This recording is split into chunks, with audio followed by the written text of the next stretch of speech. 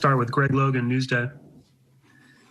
Kyrie, can you just discuss the difficulty you guys had on defense tonight, containing the hot shooting of Vucevic, Levine, and Satoransky? Well, yeah. Can you guys hear me good? Or well? Yeah. Oh, yeah, the camera's just like a weird angle. Yeah, we couldn't get as many stops as we needed tonight.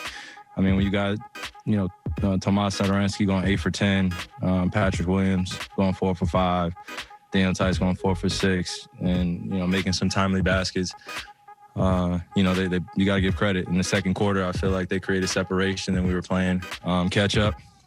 And they just kept coming at us. And when you're giving up 30-point quarters consistently or consecutively, it makes it difficult to mount a comeback. So we put our effort on the line, but we definitely could have gotten this game started a lot earlier. Well, not earlier, time-wise. It was already early enough, but just in the beginning of minutes of the game. So you got to give the Bulls credit. They came to play tonight and they made shots. Alex Schiffer, The Athletic. Hey, Kyrie, you touched on it a little bit, but also in that second quarter when they pulled away, you guys got cold offensively. Just what do you think the issues were there when you guys just couldn't make shots? You kind of hit the nail on the head. Just couldn't make shots. Just indecisive.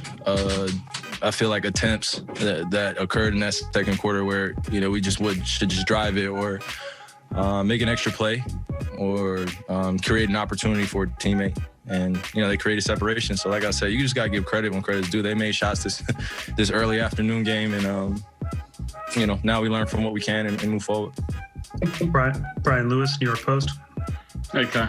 Steve had mentioned that he didn't think the pace was necessarily where it should be. In your mind, is part of that related to you're playing big, you're playing with lineups and rotations that you are not accustomed to? Did you think that played into it, or was it something else?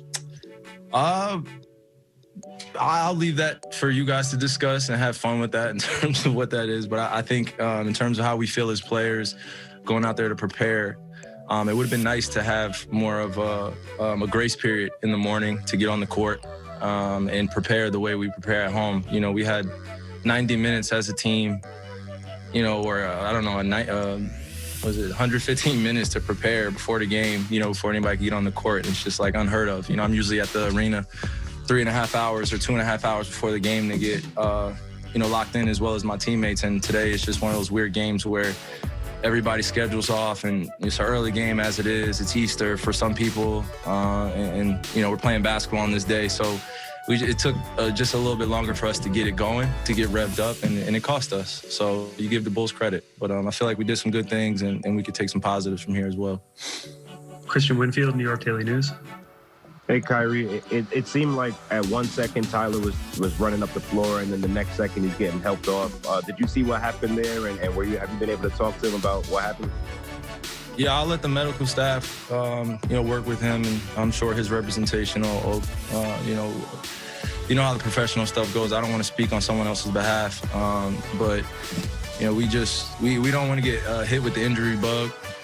But it's inevitable for a lot of teams in the league, especially in the amount of games that we're playing, and some of the weirdest things happen, at times. So we just got to be able to be there for them, support them.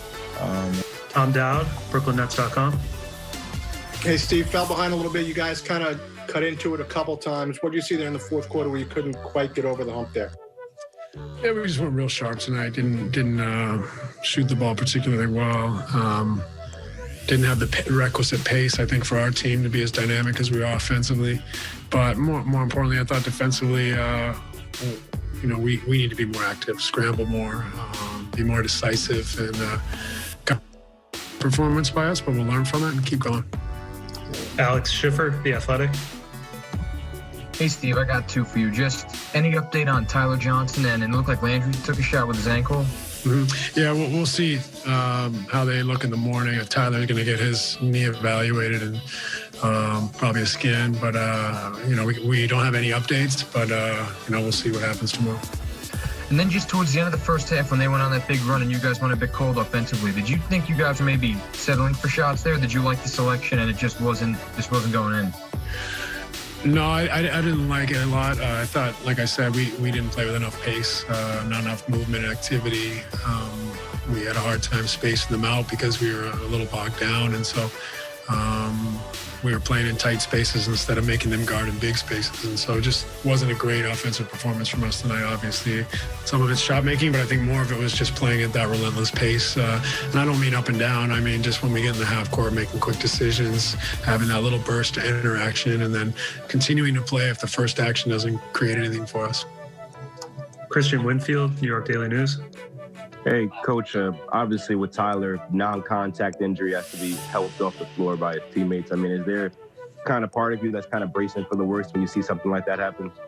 We'll see. I mean, all we can do is wait for the scan and then decide, but he's been great. And we all obviously have, really enjoyed coaching and watching him compete every night. So hopefully it's not bad, but we'll see what happens after the scan. Matt Brooks, Nets Daily. Hey, Steve, I'm just curious what you thought of the LaMarcus and Blake minutes together. And also, is there any plan right now of injury management or anything like that, given that it's a back-to-back? We'll see tomorrow. We'll see how they come out of this. But, we experimented with the big lineup. It's very unlike us in one respect. So I don't love it for us. Having said that, it's hard to judge on one performance. So, I think some of it was we experimented with because of availability and matchups. But going forward, that's not something I think that we'll see a ton of. Tom Dowd. Steve, you mentioned, pace and decision making in the half court. And obviously you didn't have James, but you don't have that second guy with him out who's, more experienced in that lead guard role. How much of a factor was that just in the way the offense flowed? Yeah, of course, it's a factor. I mean, you're losing an MVP candidate. You're not going to be, as potent. But we still found a way to win a lot of games this year without guys in the lineup. So tonight, I just thought we weren't quite sharp enough. We didn't move enough. We didn't move the ball enough, make quick enough decisions, get downhill and really stretch them out. And so credit to them. They played well. I thought we didn't play our best. And, I don't want to make any excuses about who wasn't here. We could have played a little bit better, a little sharper, a little bit more thrust and pace, and we'll learn from it. Thanks, Coach. Appreciate it. Yeah, thanks, everybody. Happy Easter.